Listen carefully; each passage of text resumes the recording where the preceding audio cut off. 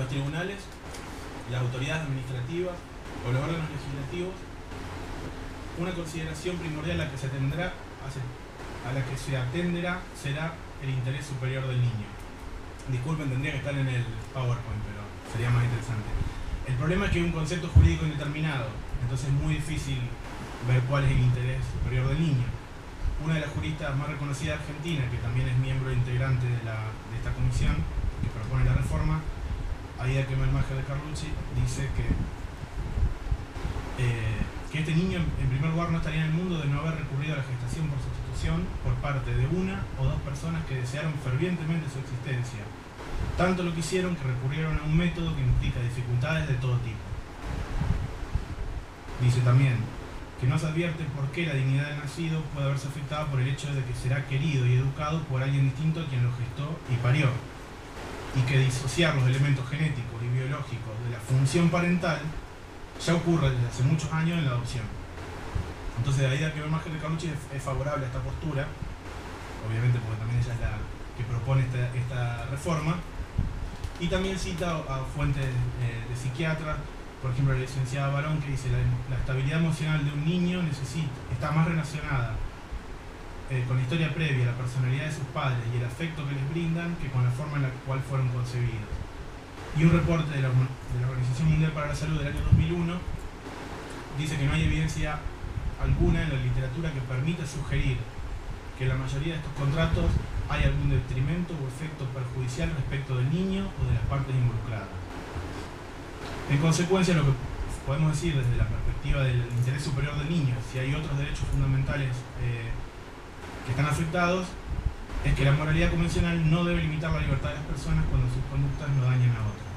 En ausencia de un daño demostrable, el Estado como mínimo debe abstenerse y no poner obstáculo a la posibilidad de acceder a esas libertades.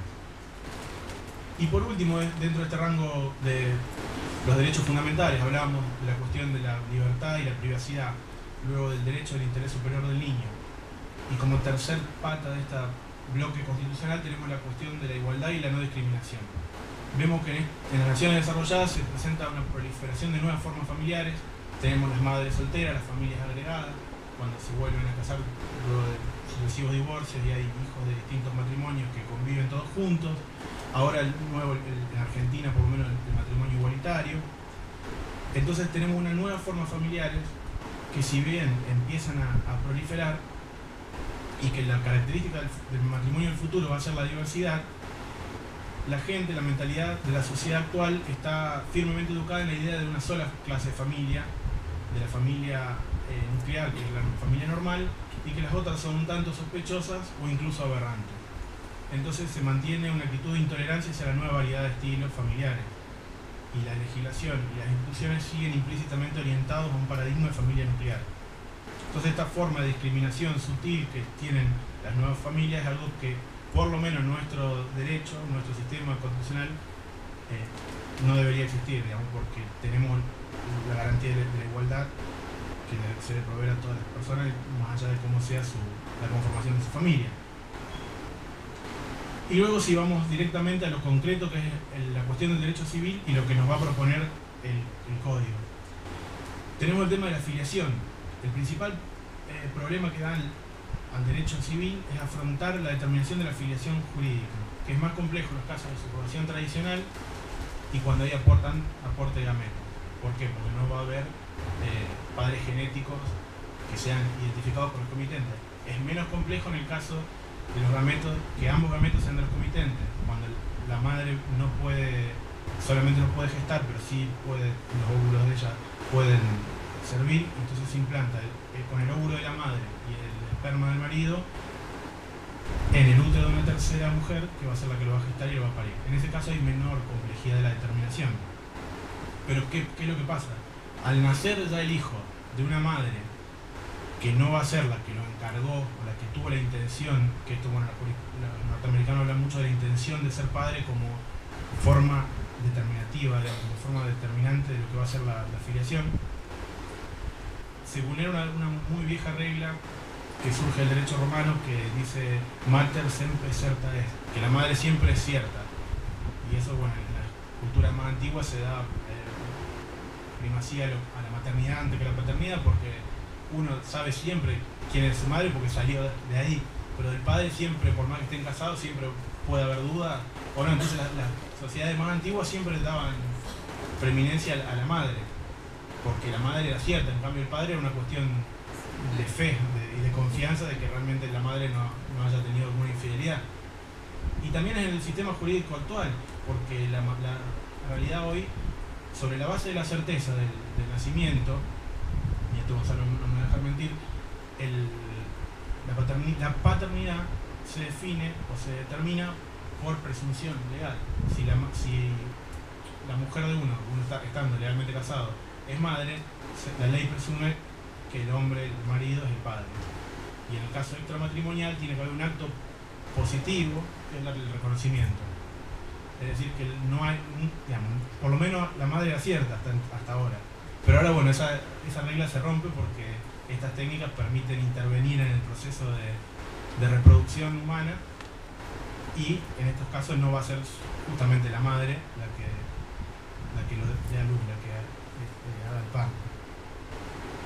Y lo que pasa es que la técnica permitió descomponer el proceso de reproducción y volver a recomponerlo paso por paso por estos medios técnicos.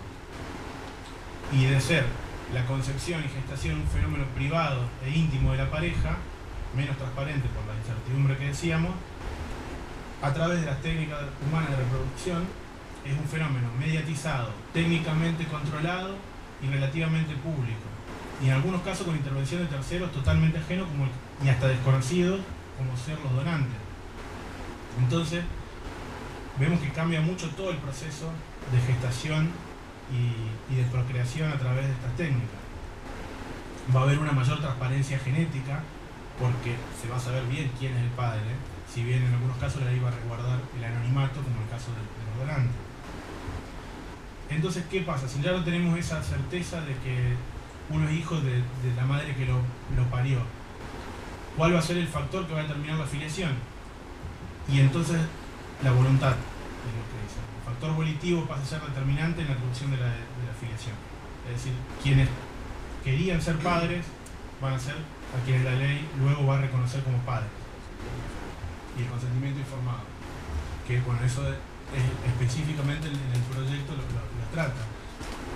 Entonces, bueno, la alternativa legislativa era para estos casos, o ¿qué hacemos con este chico que nace de una madre que no, digamos, de una madre que lo pare, que lo gestó y no va a ser su madre? Una alternativa es adoptarlo a ese niño por la madre comitente. Otra alternativa es atribuir directamente la maternidad y paternidad teniendo en cuenta el factor volitivo, que la reforma apunta un poco para esto. Y luego otra cuestión que, bueno, es totalmente controversial también, es la legitimación de los sujetos. Si era solamente parejas heterosexuales, si también hay parejas homosexuales, y si esto puede estar disponible para individuos particulares que no estén en pareja. Es una cuestión debatida y se cruza más con el debate que nos proponía Gonzalo.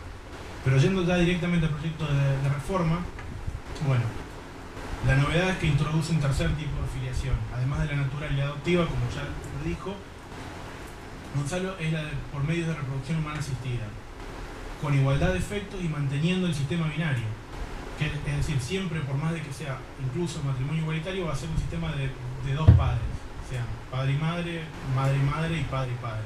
Es un sistema binario porque esta complejidad podría permitir la alternativa de un sistema tripartito, es decir, tener el padre, la madre genética y la madre que lo gestó. Pero no, el legislador en este caso lo que propone la reforma es mantener el sistema binario. El certificado de nacimiento no tiene que especificar que hay, por qué método de nacimiento, digamos, fue para también resguardar, para que se garantice la igualdad entre las tres maneras. Y luego hay un artículo, un proyecto, un artículo, el 560, que habla del consentimiento de las técnicas de reproducción humana asistida. Y acá lo que me apuntaba Gonzalo, que es uno de los puntos más importantes, que dice que el centro de salud debe recabar el consentimiento previo, informado y libre de las personas que se someten al uso de estas técnicas. Y este consentimiento debe renovarse cada vez que se procede a la utilización de los gametos o embriones, porque muchas veces quedan embriones o gametos que quedan conservados. Cada vez que se tengan que utilizar va a tener que tener esta autorización, este consentimiento libre, informado previo, con instrumentación protocolizada en escribano público. El otro artículo que todavía no entramos a maternidad por subrogación, es la voluntad procreacional. El proyecto de reforma concede un artículo especial a lo que veníamos diciendo, de la voluntad como factor determinativo de la filiación. Dice, los hijos de la mujer, nacidos de mujer por técnicas de reproducción humana asistida, o sea que no solamente cuando hay sustitución, sino cuando la mujer recurre a estas técnicas, son también hijos, y esta parte es interesante, del hombre o de la mujer. Es decir, los hijos nacidos de una mujer son también hijos del hombre o la mujer, acá está reconociendo el matrimonio igualitario, que ha prestado su consentimiento previo, informado y libre en los términos del artículo anterior, debidamente inscrito en el registro del Estado Civil y capacidad de las personas, con independencia de quién haya aportado a los gametos. Es decir, que el código lo que está promoviendo es que, si esta reforma entra en vigor, cuando se recurre a estas técnicas, aun cuando hay una donación de gametos, es decir, que hay un padre que no tiene capacidad, por algún problema no puede aportar su semen, van a ser su hijo, va a haber sido nacido del semen de un donante anónimo, pero la ley lo va a reconocer al comitente, al padre que con su consentimiento presta para que su mujer se someta a esta práctica, va a ser el padre, con independencia de quién haya aportado los gametos. El código está permitiendo, mantiene la biológica para la mayoría de los casos, pero permite que se disocie la filiación biológica, digamos, la relación biológica de la relación voluntaria por parte de los comitentes. Y luego entra en el artículo 562, que es un artículo bastante extenso, como ya nos decía Gonzalo, que es el de gestación por sustitución. Y comienza: el consentimiento previo, informado y libre de todas las partes intervinientes en el proceso de gestación por sustitución debe ajustarse a lo previsto por este código y la ley especial. Como él decía, también remite a una ley especial que todavía falta. La filiación queda establecida entre el niño nacido y él o los comitentes, acá está permitiendo también que lo haga una sola persona, encargue el niño, mediante la prueba de nacimiento, la identidad del o los comitentes y el consentimiento debidamente homologado por autoridad judicial. Es decir, que si este código se aprueba, va a poder recurrirse a la técnica de maternidad por subrogación, habla de gestación por sustitución el código, con un consentimiento homologado judicialmente. Es decir, que previo a empezar con esta técnica va a tener que un juez intervenir y aprobar este convenio. No va a ser un convenio privado entre una familia y una mujer que le dice, no, vos gestame. El chico no, tiene que cumplir una serie de requisitos que, como bien decía Gonzalo, son muchos.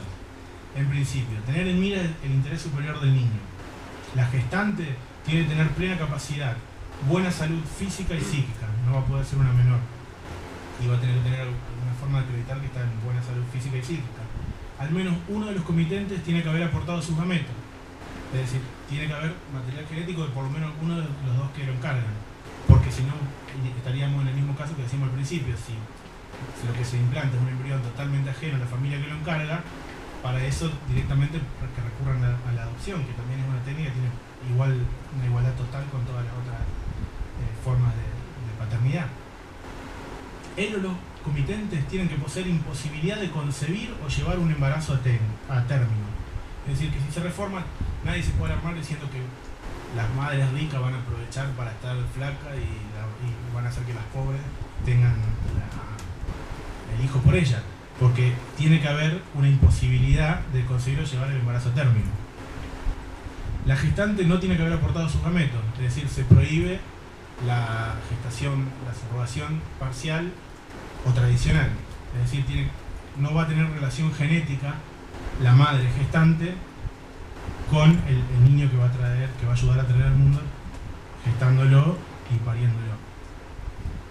No tiene que haber recibido retribución, es decir, la subrogación altruista, que esto también puede discutirse porque esto se va a dar en casos muy particulares, cuando sea realmente altruista, que sea la madre, la amiga o una pariente, pero cuando sea una persona totalmente extraña va a ser medio sospechoso. También la gestante no tendrá que haberse sometido a un proceso de gestación más de 2 veces.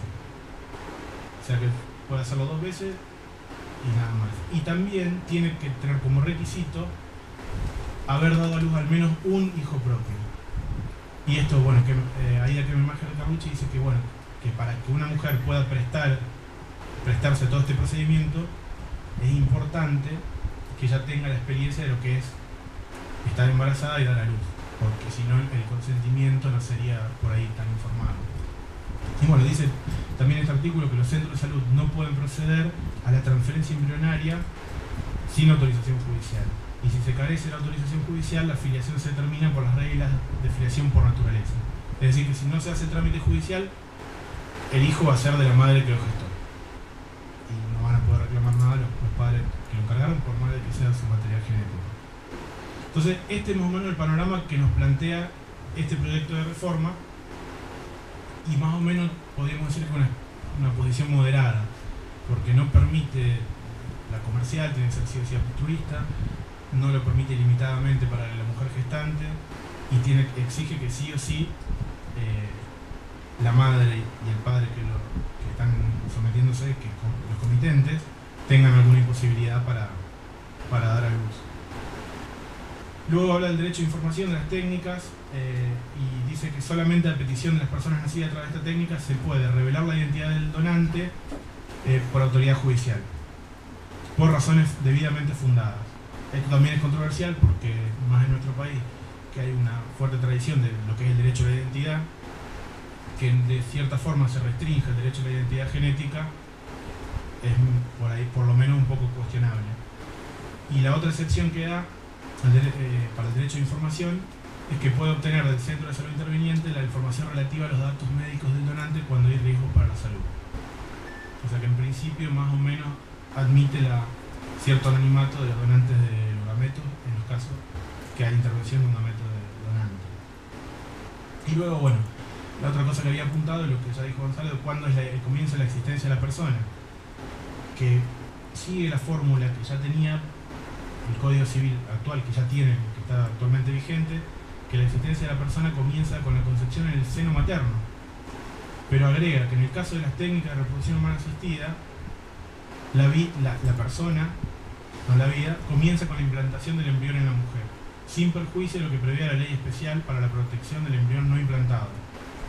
Es decir, que queda también una laguna sobre el estatus del embrión antes de que se implante. Y también hay una desigualdad porque el hijo que nace por medio biológico se lo considera persona desde la concepción, y el que nace por técnica de reproducción humana asistida recién se lo va a considerar persona desde la implantación del embrión en el útero. Entonces esto también es discutible.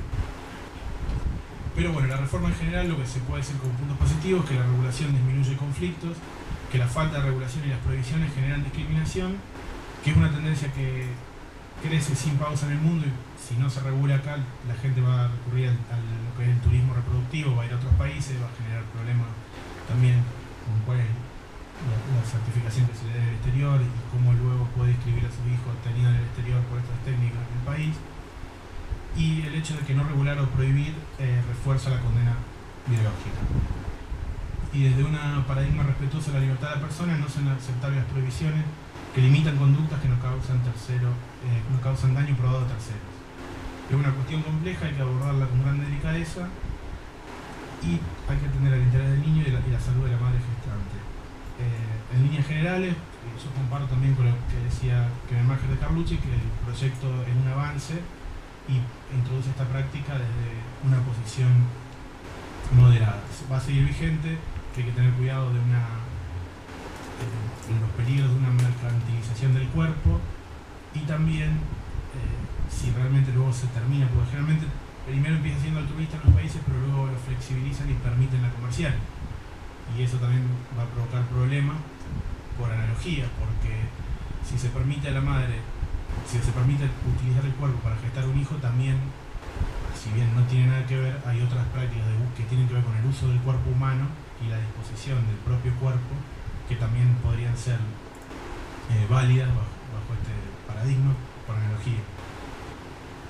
Y también habría que ver si esta forma de solamente regular la gestación por sustitución altruista y no la comercial no desprotege a los más débiles, porque, como decíamos, en realidad va por delante del derecho y la ciencia también, y no estaríamos desprotegiendo acaso a a la mujer que recurre realmente por un interés económico, porque supuestamente va a ser altruista. Luego, ¿cómo ella va a poder reclamar su contraprestación justa si el propio orden jurídico no se la reconoce y se disfraza todo como para que parezca una gestación por sustitución altruista? Que de hecho es muy fácil que pase, porque le dicen sí, lo hacemos por un fin altruista para ayudarla, pero después en realidad en negro hay pagos que exceden, digamos, la compensación, y en este caso estaría desprotegida. Por ahí esto también es otro aspecto criticable. Pero bueno, básicamente eso es lo que propone esta reforma de código, y quería terminar con una cita de José Roque Pérez que dice: las religiones, emanaciones del corazón, sentimiento íntimo de la divinidad, no son el objeto de las leyes que solo tienen que arreglar los derechos sociales, los vínculos de los ciudadanos y sus deberes. Actos estos, todos externos, solo incumbe ejercerlos al poder público que legisla sobre la sociedad. Ningún otro poder, y menos el religioso, tiene que meter su mano osada en esta materia, porque sería quitarle su soberanía y su poder omnímodo, sin el cual no puede desarrollar su contenido. Jesucristo enseñaba que su reino no era de este mundo, y entre estos grandes derechos y deberes se encuentra naturalmente la familia, origen y base de las sociedades. Su organización no es ni puede ser extraña para el Estado, solo a él le toca fijar las reglas que deben regirla desde su formación hasta su disolución. Y José Roque Pérez pronunció estas palabras en oportunidad de la reforma a la ley de matrimonio civil,